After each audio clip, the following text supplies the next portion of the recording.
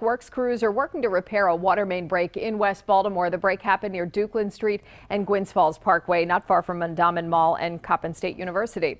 The Department of Public Works says the break happened around 9 o'clock last night. BGE crews were called in to check some basements for possible flooding, and salt trucks worked overnight to prevent ice buildup. No word this morning on how many customers are affected or when service will be fully restored. But 3 schools are closed today: Gwynns Falls Elementary, Connections, and the Maryland Academy of Tech and Health Sciences. Breaking news this morning out of Southeast Asia. That's where authorities say a massive explosion rocked Indonesia's capital overnight. Megan Pringle is live in our newsroom with the late-breaking developments. Meg. Hey there, Jason and Mindy. Well, this morning investigators say they believe the Islamic State is behind the attacks, but no one has claimed responsibility yet. Now, leading to the explosions, threats had been made that Indonesia would become international news, and that is certainly the case this morning. Jakarta is the capital of Indonesia. It has a population of about 10 million, and this happened at a Starbucks in a busy area not far from all the embassies. Suicide bombers detonated explosive devices at the Starbucks, setting off 2 hours of gunfire. There were unconfirmed media reports of explosions in other parts of the city. 4 of the attackers and 3 others were killed. In recent weeks, though, warnings by police were telling them that the Islamic militants had been planning something big. This is the first major violence in Indonesia's capital since 2009, when there were bombings at 2 hotels that killed 7 people and injured more than 50. And before that, a bombing at a nightclub in the resort island of Bali. That was back in 2002, killing more than 200 people. Most of them were visitors to the country. Live in the newsroom, Megan Pringle, WBAL TV 11 News. Thanks very much, Meg. The time is now 6:03. There were a few winners in last night's record $1.5 billion Powerball jackpot. Yeah, but if you're up this early, chances are you didn't stay up for the drawing. So here are the winning numbers. They are 4, 8, 19, 27, 34. Powerball was 10. Jen Franciati live in South Baltimore with more on the winners in this record-setting jackpot, and some close to home, Jen. Oh, yeah, I'm telling you what, it was fun just for the dream, right? And for some people, that dream became reality. We know at least one winning ticket was sold in California. And although no big jackpot winner here in Maryland, there were still many, many prizes given away. This is the winning ticket that was sold in suburban Los Angeles, reportedly at a 7-Eleven in Chino Hills. That's about 25 miles northeast of Anaheim. California lottery officials are saying that winning tickets were also sold in Florida and in Tennessee. All 3 states require lotteries to release the winners' names. In Maryland, though, you can remain anonymous. And while, again, no one won the big jackpot here, several tickets won much smaller but quite respectable prizes. 3 $1 million tickets were sold at a Wawa in Frederick, a Walker Hill Amoco in Capitol Heights, and at a 7-Eleven in Bladensburg. And the Maryland Lottery also says there were 24 tickets sold worth $50,000, 1 ticket sold worth $100,000. So make sure to check your tickets. The Powerball will now reset to $40 million, and the next drawing for that is on Saturday night. Reporting live here at the Royal Farms, Jen Franciati, WBAL TV 11 News. Jen, thanks. Police have arrested a suspect for the rape and shooting of a 20-year-old woman in West Baltimore. Michael Jordan Brown faces a number of charges in that attack. According to investigators, Brown pulled the victim into an alley near the 1500 block of North Carey Street Saturday night. Police say he sexually assaulted the victim, then shot her in the head, leaving her for dead, but she survived and is listed in fair condition. Police say community tips led them to that suspect. In Baltimore County, 2 men are charged with stealing police equipment from an MTA police vehicle in Dundalk. Police say last week, Kevin Singleton and Tyshawn Womble took a gun, taser, a bulletproof vest, and a laptop, a camcorder as well, from that MDTA officer's car. Authorities recovered some of the items, but are still looking for the gun, taser, and computer. Both men are charged with theft and other offenses. Baltimore Police Department has a new custom design for its police transport vans intended to improve safety for both police officers and prisoners. It carries a $200,000 price tag. The new design has no center wall to create more space. Seat bumpers are in place to keep a prisoner from sliding, and straps are in place so the prisoners can hang on even while handcuffed. Also includes seats accessible from the side doors of the van, very different from the current equipment. As is shown here, seat belts are included just like the current equipment. 6:06, and tonight is the next Republican presidential primary debate. The debate will be held at the North Charleston Coliseum and Performing Arts Center. That's in North Charleston, South Carolina. The debate is sanctioned by the Republican National Committee, will be held 2 days after the State of the Union address. Carly Fiorina and Rand Paul did not qualify for the main debate, which was determined using results of national New Hampshire and Iowa polling. There will be 7 participants in the 9 p.m. debate. The undercard will feature 4 candidates at 6 p.m. The time is 6:06. It's 26 degrees at the airport. And 10 U.S. Navy sailors are back in U.S. custody, but what they did before being released in Iran is causing a bit of a stir. Going off the air, one of the possible reasons that one cable news network is shutting down. And in this morning's Consumer Alert, how your tweets could one day end up in the hands of advertisers. Take a live look at traffic right now. That's 83 at Ruxton Road. Sarah's tracking your morning commute. Also, Ava, slightly warmer today. Yeah, it all makes a difference when we get rid of those strong winds. But we may see a few flurries to our north this morning. We'll have details coming up when I show the radar. First, a live look downtown where it is dry right now.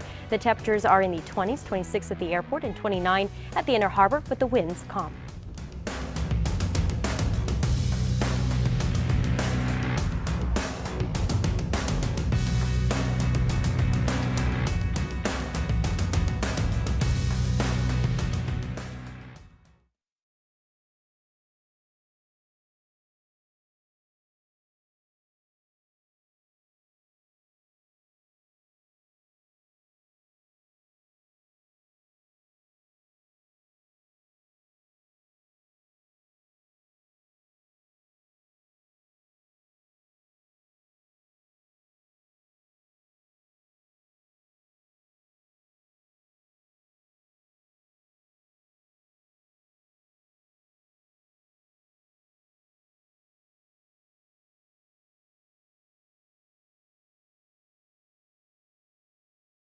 Can you guys zoom in?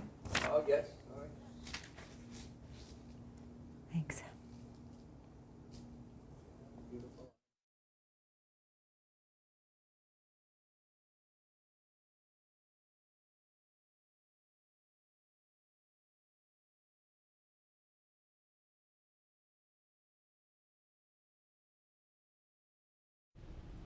Flurries are possible this morning. Otherwise, we'll see a mix of clouds and sun. The temperatures climb to the mid-40s, and it feels a lot better now that we take out those strong winds. We'll see mostly clear skies tonight, high 48 tomorrow, but watching for heavy rain Friday night.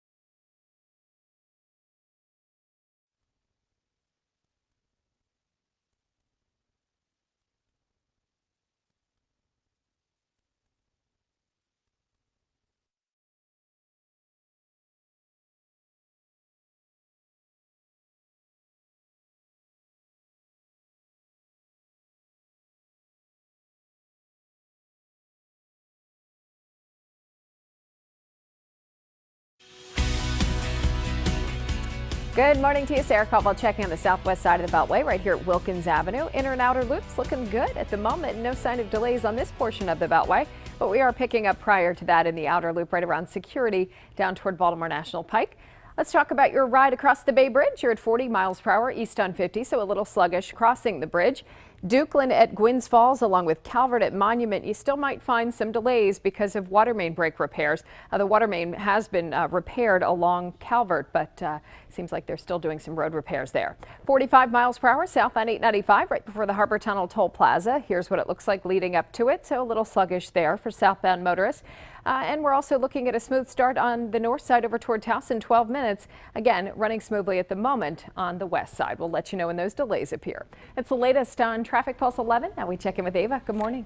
Well, we knew a little piece of energy was going to be flying past us throughout the morning, and that's why we had the chance for flurries in the forecast. I originally just wanted to scrap them as most of them were falling apart, but now as we look at the radar, something's still holding together out towards Pennsylvania. You can see this drifting down towards Altoona, moving towards Harrisburg as well. So this at least has enough moisture with it.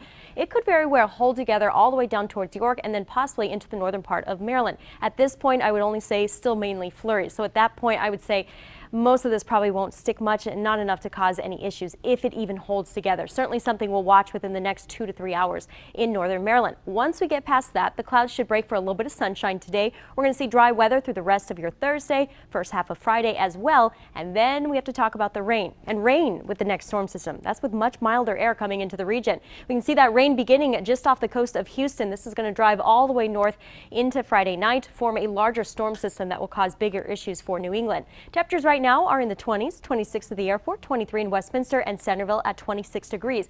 Feels a lot more comfortable out there this morning because we have lighter winds. Futurecast showing the dry conditions, really not picking up on those flurries, but again, there is still that chance in our northern suburbs this morning. Then we watch into Friday night as that rain develops across the area. So this is the low pressure center just starting to get going. Some heavier downpours could be possible overnight into Saturday morning. Heaviest stuff may be focused especially on the eastern shore out towards Ocean City. This storm system really gets cranking as it moves up the New England coastline, so they're going to have bigger problems as far as heavy rain, possibly winter weather, and even stronger winds. We kind of are pulling away from this storm system already by Saturday morning. So maybe a lingering shower to start your morning. The rest of Saturday is mostly dry. Forecast for today. 44 degrees, a mix of clouds and sun. Not as cold, especially with lighter winds. Tonight we'll see mostly clear skies.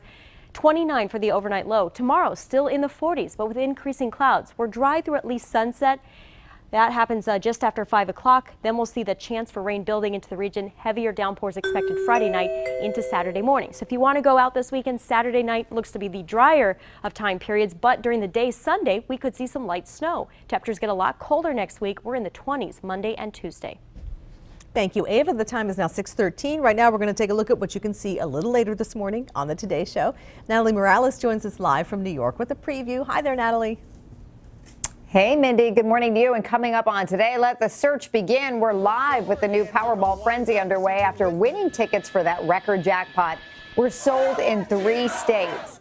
Also ahead, hazardous to your health, the major lawsuit just filed against a popular brand of lip balm. Those stories, plus we're going to complete coverage of this morning's Oscar nominations. And we'll celebrate 1 year of our friend Wrangler right here in Studio 1A. Always see you right here on Today. He has grown up so in that year. Mindy, back to you. He is such a love. I can't believe he's that old. They grow up so fast. Thanks, Natalie. He's a big boy. Yeah, we'll see you at See 7 ya. o'clock. See ya. And if you're just waking up with us, here are some of our top stories that we're following for you this morning. As Natalie just mentioned, 3 winning jackpot tickets have been identified so far in the $1.5 billion Powerball drawing from California, Florida, and Tennessee. There were 3 $1 million winning tickets sold here in Maryland. A series of coordinated attacks in the Indonesian capital of Jakarta has left at least 7 people dead. At least 3 explosions rocked downtown, followed by more than 2 hours of gun battles. So far, no group has claimed responsibility for the attacks. The Baltimore Police Department has a new custom design for its police transport vans intended to improve safety for both police officers and prisoners. The City Board of Estimates approved the $200,000 funding needed for the new designs.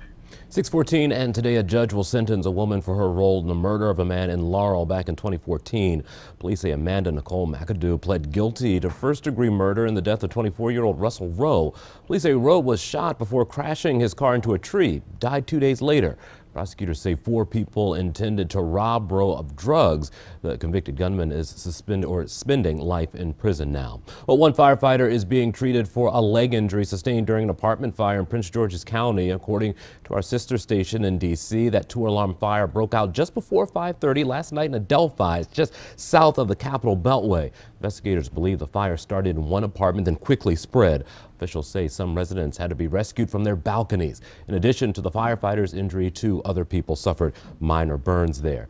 Ocean City Fire Marshal's office investigating a fire there that badly damaged a condo complex. The fire started Wednesday morning at the Pelican Beach condos. That's at 140th Street. Officials believe it started on the first floor, then spread outside with flames extending up the building, damaging most of the oceanside exterior. No one was in the building at the time, but maintenance workers were on the roof at that point. They were able to get out safely. No word yet on what caused that fire. Iranian state television has run a video clip of one of the U.S. sailors apologizing for drifting into Iran's territorial waters. 10 sailors were on board 2 different boats that ran into mechanical problems, and when they were picked up by the Iran's Revolutionary Guard, they were detained for several hours before being released into U.S. custody. This morning, the Michigan National Guard has been called in to help with that water crisis in Flint. The city's water is contaminated with too much lead, and the governor has declared a state of emergency. The city had switched from Detroit's water over to the Flint River in 2014 to cut costs. Tests found high lead levels in the water and in the blood of the children living in Flint. The guardsmen will help distribute bottled water, filters, and other supplies to the residents. Montana police chase ended in dramatic fashion Wednesday right outside of NBC affiliate KECI's doors, and the entire incident caught on tape. Officials say the chase started when a woman was seen driving recklessly and she sped off. When police tried pulling her over, she bailed out of her car, attempted to get into the station through a side door, putting the affiliate on lockdown. When police arrived, she tried to get back in her vehicle. Officers surrounded the car and she was finally taken into custody. Wow, that's crazy. A Houston man arrested on terrorism charges last week has pleaded not guilty to all counts against him. 24-year-old Omar Faraj Saeed Al-Hardan faces 3 charges stemming from allegations that he lied to investigators on a citizenship application to try to go to Syria and fight for ISIS. Federal agents testify that he also threatened to blow up 2 malls in Houston. Al-Hardan, a refugee from Iraq, could face up to 50 years in prison if convicted. After just more than 2 years on the air, the news channel Al Jazeera America is shutting down. Al Jazeera America President Kate O'Brien said the last day on air will be April 30th. The network had been suffering with low ratings since it launched, averaging between 20,000 and 40,000 viewers a day. Some experts say the decision may be linked to falling oil prices because the Al Jazeera Media Group is owned by the government of Qatar. Hey, what's up, Doc? U.S. Customs and Border agents in Texas found over 2,000 pounds of drugs hidden inside fake carrots. I'm sorry, it was scripted that way, folks. When officers inspected a vehicle at a border facility, they discovered this: packages of what appeared to be marijuana hidden among the vegetables. The carrot-shaped packages carry an estimated street value of $499,000. The case is currently under investigation by agents with Homeland Security. Around 8:30 Eastern Time this morning, the Academy Award nominations will be announced.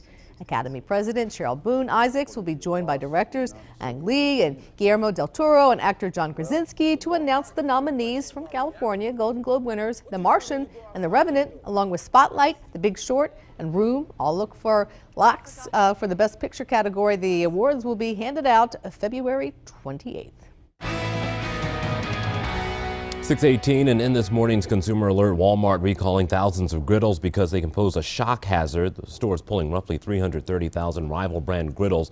Those griddles were sold in stores and online from July through December of last year. If you have one, just stop using it. Return them to any Walmart store for a full refund. Chipotle executives say they are hoping that the Centers for Disease Control and Prevention will declare the chain's E. coli outbreak over soon.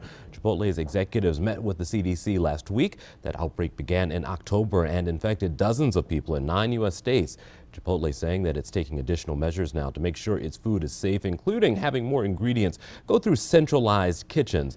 Chipotle plans to launch a new marketing campaign next month to lure customers back inside. Well, Twitter is reportedly working on a way to turn your tweets into ads. According to Digiday, Twitter plans to gather product-related tweets. Now, if advertisers choose your tweet, you'll receive a direct message asking for permission to use it. Sources close to that project say some consumers may trust Twitter users more than celebrity or pitchmen. Twitter has not publicly commented on this idea just yet. Maryland's comptroller warning of a potential tax scam. Scammers are pretending to be from the state of Maryland, telling victims that they owe a lot of money and threaten to have them arrested if they don't pay up. Comptroller's office saying that they or the IRS will not call and demand payment or call about taxes without first mailing you a notice. You'll have a chance to question or appeal the debt, and they will not threaten to have you arrested if you don't pay. If you receive a call like this, you should call 800-MD-TAXES or email the Comptroller's office. Later today, Baltimore County officials will celebrate the launch of Winter Restaurant Week in Timonium. Winter Restaurant Week officially starts tomorrow through January the 30th. That event features fixed price meals at 57 Baltimore County restaurants. The 1 to 3 course brunch, lunch, and dinner menus range in price from $15 to $35. Can't lose at that price, ladies. Yeah. And any excuse to eat out. I know, right? yeah, and that's a good deal. Yeah, it is a good deal. And you can for sure. explore some new restaurants. Yeah. Well, we're also checking on the area roads, and we have a few accidents that we're monitoring just in the past few minutes coming into us. One at Route 40 near Allender Road in the White Marsh area. And if you travel in Dundalk, North Point at Old Battle Grove Road, an accident coming in. Several problems in the city. Dukeland Street at Gwynns Falls Parkway, we have some closures in effect. And Calvert Street at Monument, that's all due to an earlier water main break. That's been repaired, but the road repairs continue in that area. Here's a live picture of 895 leading up to the Harbor Tunnel tolls. Looks like it's a little sluggish for southbound motorists, but nothing really out of the ordinary. Picking up some minor delays on the west side as well. 13 minutes through that outer loop stretch. And that's the latest on Traffic Pulse 11. Now we want to check in with Ava and see how the forecast is shaping up. Good morning. I'm keeping a close eye on the radar. We expected the chance for flurries, and that seems to be panning out. In Pennsylvania, a band of snow showers coming through Altoona, moving down towards Harrisburg. This could hold together, make its way into Baltimore County and Harford County within the next 2 hours. So by about 8 o'clock this morning, if you see some light snowflakes, that's what's happening. At this point, not enough to impact the roads, especially as temperatures quickly warm throughout the morning. 34 by 10 a.m., mid-40s through the afternoon. We're back down into the 30s by 7. We'll see much lighter winds today, makes all the difference on how much more comfortable it is set to feel. 43 for the high in Mount Airy and Rosedale 45.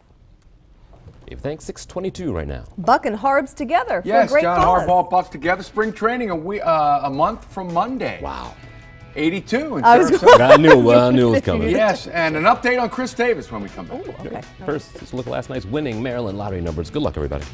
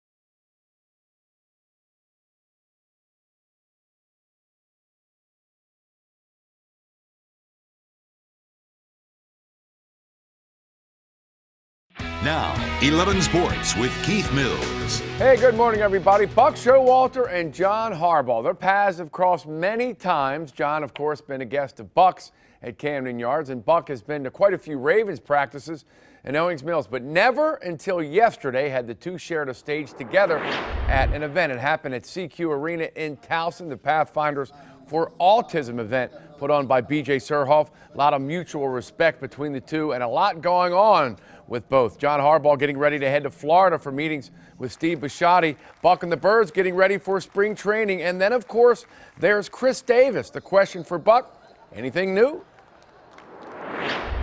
How much is enough? I walked by Chris 10 times last year. I said, Chris, can you go into Target and buy anything you want? He goes, well, yeah. I said, your kids, your family's family are taken care of. What'd you make this year? 10 million? Yeah. I said, how much is enough? So you like Baltimore? I said, love it. You know, where I've emerged as a player, and I said, okay. So you're gonna have a decision to make at some point this season. How much is enough? I gotta tell you, I don't stay up at night about it. If that would make or break who we are and what we are, then shame on us. We'd love to have him. We like Chris.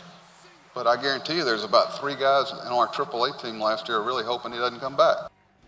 That's Buck Showalter. Only Buck can put it in that kind of perspective. He will meet with Mr. Angelos later today. Buck also with some interesting thoughts on the Wei-Yin Chen signing. 5 years with Miami. Buck says he doesn't agree on 5-year deals with free agents. Bad investment, he says. You end up paying for 5, getting 2 or 3 years of service. Back to football, and the Cleveland Browns have a new coach, Hugh Jackson, former quarterbacks coach with the Ravens when Joe Flacco was first drafted back in 2008. Now he's in Cleveland, the Browns' 5th head coach in 7 years. Jackson, the offensive coordinator with the Bengals the last 2 years, very well respected. And Antonio Buttons-Freeman, back in town yesterday, spoke to the kids over at Poly. 19 years ago, he set a Super Bowl record with the longest TD catch ever. He looks great and had those kids eating out of his I'm hands. sure. How That's about awesome. Buck? No nonsense. Buck, huh? You buy a You Target? go to Target? Oh, yeah, Buck, I love can. it. Not just Target, but like Nordstrom, Saks. I mean, Well, Target, come on. you could buy Nordstrom's as well. 626 right now, 26 degrees at the still airport. ahead in the next half hour of 11 News Today. The first debate of 2016 is just hours away. I'm Nicole Killing in Washington with a preview coming up. And we're checking on 2 accidents in the past few minutes. We'll update you on those, and we'll check on delays around the area as well. Still keeping your eye on the radar. There have been some flurries to our north. Otherwise, a warming trend in the next couple of days. Sunrise just ahead. The forecast is next.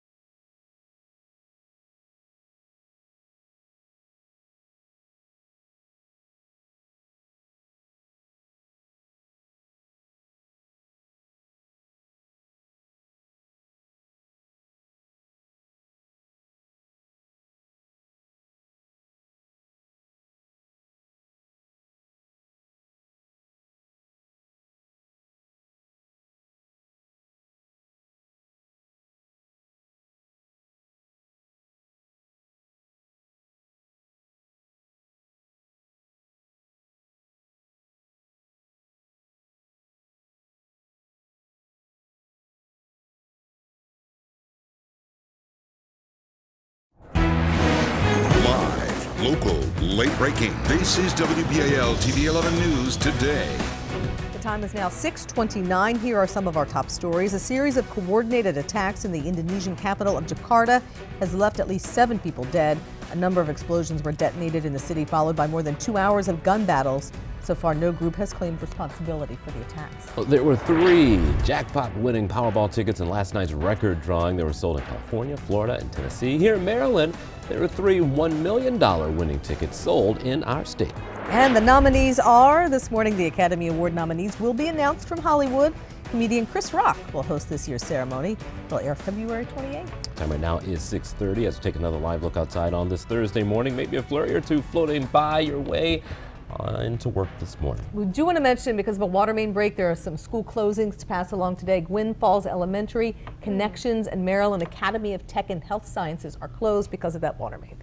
Now let's talk about the forecast. We're going to have a little warm up. That sounds good. Yeah, we'll like the 40s by the afternoon. Nice. It makes all the difference when Yeah. we take out those strong winds. Yeah. That really added a chill yesterday. But I'm also keeping an eye on the radar. We knew a little piece of energy would be floating through the atmosphere this morning, and it's still producing the snow showers in Pennsylvania, crossing over I-99, drifting southeast towards Harrisburg, Pennsylvania. So pretty likely that at least York will get a light snow shower over the next 2 hours. This could translate maybe to some isolated light snow showers or flurries even down through central Maryland in the next couple of hours. At that point, we're already starting to warm up, so I really don't think that would be an issue for the roads. 25 already in Ellicott City, 29 downtown Baltimore. We'll climb to 40 by noon, 44 by 3 p.m. A mix of clouds and sun the rest of today, and the roads should be mostly dry. Let's check the roads now with Sarah.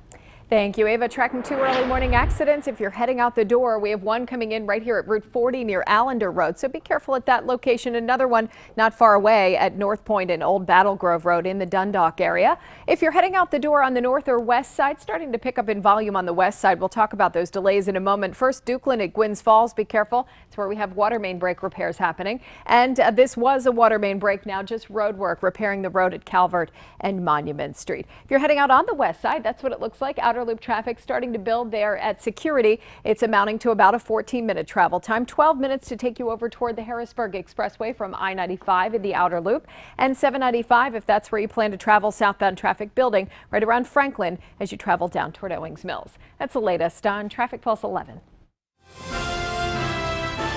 The time is now 6:32, and tonight the Republican candidates for president square off again. This time it could be a game changer with voting commencing in just over 2 weeks. 11 News reporter Nicole Killian is live in our Washington bureau this morning to tell us more. Hi, Nicole. Hey, good morning to you, Mindy. And this is the Republicans' 6th debate, and as you mentioned, the first one of 2016, giving the candidates another chance to make an impression with voters before they get ready to cast those first ballots. In South Carolina this evening, a smaller stage will be set as only 7 Republican hopefuls are now slated to appear in prime time, but all eyes are going to be on the top 2 candidates, which are Ted Cruz and Donald Trump, who have been tangled in a neck-and-neck race in Iowa, where voting begins in, believe it or not, just over 2 weeks. Now, as the other candidates jockey for position, Rand Paul is clamoring to get back in the mix after being booted to the undercard, along with Carly Fiorina. To go and be sent back to the little kids table, which is what happened to Carly Fiorina and now Rand Paul, it's devastating because it is the network saying you're not ready for prime time. Paul has reportedly asked the debate host, Fox Business Network, and the Republican Party to reconsider, although as of now, Fox Business says it has no plans to give any of the candidates a second look. Mindy? And this has really been a very contentious race for Republicans, and now we're hearing the GOP leaders are bracing for this to potentially go all the way to the convention. What can you tell us about that? Yeah, you know, we've been hearing rumblings about this over the last couple of weeks now, but apparently the RNC is preparing for the possibility of a contested convention if no clear GOP nominee emerges. Now, they claim they're doing this not because of Donald Trump, but simply planning for a contingency.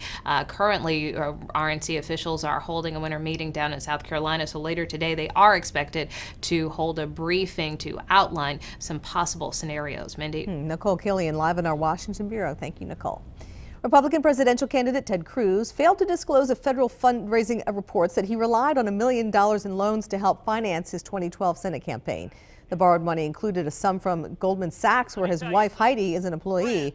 A spokeswoman for the senator calls the failure to report those loans a mistake, says the campaign is asking federal regulators how to update those old reports. Jason. 6:34 now in session 2016 news. Day 1 of the Maryland General Assembly got off to a fast start yesterday with some 1,200 bills already being considered.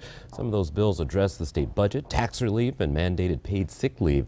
A bill to help revitalize Baltimore also has the attention of Governor Hogan and the House Speaker. Meanwhile, Howard County Executive Alan Kettleman is seeking help to combat human trafficking this session. We're going to be asking the delegation